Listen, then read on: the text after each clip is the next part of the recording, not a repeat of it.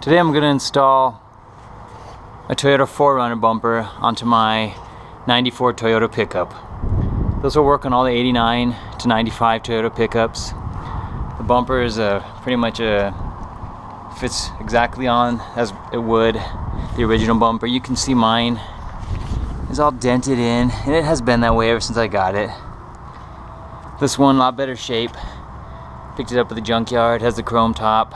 The bottom piece is painted the same color that the 4Runner was. It's like a gunmetal color, but I think it'll look fine once it's on the car. I may paint the entire upper half of the bumper black, also depending on how it looks once I have it on my truck. Okay, now looking at my truck, this truck had been in an accident, this fender, a long time ago. They repainted the fender, and then when they took the bumper off, because I know the bumper was damaged, right here you're gonna have two 14mm nuts. If you look at the 4Runner bumper, you'll see the hardware. It looks just like that. I have it on both sides, and there's a nut there that you need to remove on your truck first. Remove it on both sides. Now after both of those are removed on the bottom, go ahead and remove, there's two right here. These hold it to the frame of the car.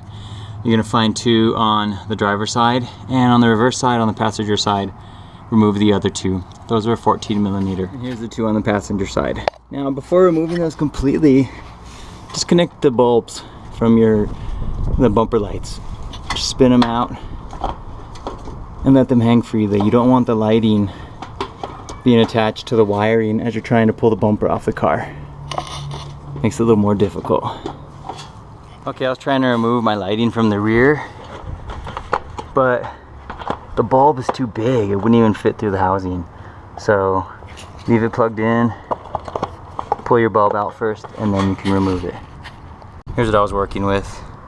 The bulb was too large. I was not able to pull the wiring from the back of it. So get the bumper light housings removed. If you need to do it this way, it doesn't take more than another minute just to take off the two screws for the light. And after you have all the hardware removed, it should come right off.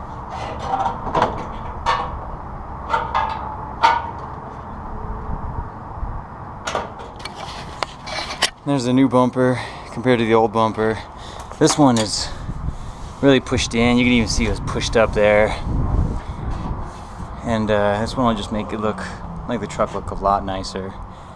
One problem you're gonna encounter is this is an OEM socket. It fits perfectly on the original Toyota pickup bumper, but on the 4Runner bumper it just slides in and out. It doesn't fit at all. What I'm doing, I have a socket from a Honda Civic, 1996 to 2000. This is the corner light socket.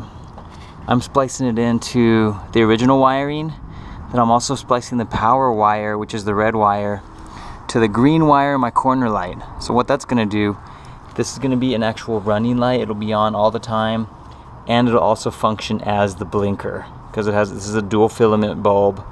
And this one, you can see right there, it's big on this piece. We need to trim that. So let me cut it real quick with my blade. Now on your socket, if you're using a Honda one, what I had to do, I took a blade and I cut off a little bit on the inside. You need to trim each one of these little tabs, make them a little bit smaller from the edge, and then also that one you need to make it shorter. So now that I did that to all four, let me find the big side. When I punch it in, you actually can insert it and you can spin it now, and it locks into place. I think it's nice about this Honda one has a little rubber gasket here to help keep water out of the housing. So let's get that hooked up. And here it is after I got the wiring hooked up. On the Honda plug, if you want to use one of those, the green goes to green. The black wire is going to go to your white wire. These are off the original bumper lens. The red is going to go to the green wire, which is the power wire for the corner light. So you can see that. Let me turn on the lights. Turn on my blinker. Now with my blinker on, you can see that I have the two filaments One is lit, the other one is the blinker now. That one, of course, just always stays illuminated. Really simple mod. I did it just so these would fit in to the 4Runner bumper, and might as well upgrade them at the same time. Now the last thing we're going to do before installing our bumper, if you picked up your bumper from a junkyard, hopefully you grabbed these brackets. These are the brackets for the four-wheel drive. The four-wheel drive pickup from the 4Runners. They have a different bracket here which bolts up to the inside of the frame. And this, we talked about when we first took our bumper off the truck. This is what bolts up to the ends of the bumper on each side. It's essentially going to replace this bracket. This is the old one off of my pickup.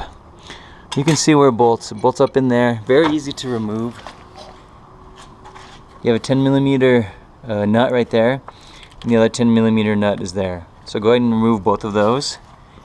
You get the new brackets put on.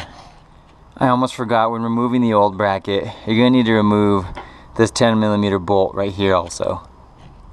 See, and here's a side-by-side comparison of the two. Top one is the original two-wheel drive Toyota pickup. The bottom one is the 4Runner. You can see the different placement, which will allow us to bolt up the nut on the end of the bumper. And here it is, completely reinstalled back onto my truck. I went ahead and painted it with the Rust-Oleum satin black. I like the way it looks better. Has more of a clean line to it.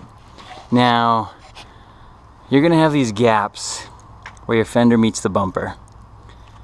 It's worse on this side of my truck. I rolled the fenders, maybe bent it in a little bit, I'm not too sure.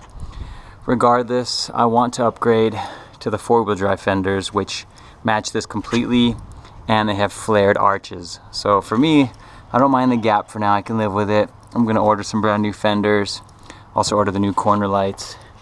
The bumper lights came with the bumper when I bought it, but they're cracked there, also down here. This one's an original one, it's dull. This one's an aftermarket, but it also has a crack. I'm probably just gonna order some clear ones. But I wanted to show you the lights, how they stay illuminated all the time now with the other lights. And let me turn the hazards on. And here you can see how they act as a running light and also the blinker for both sides now. There it is. Thanks for watching, guys.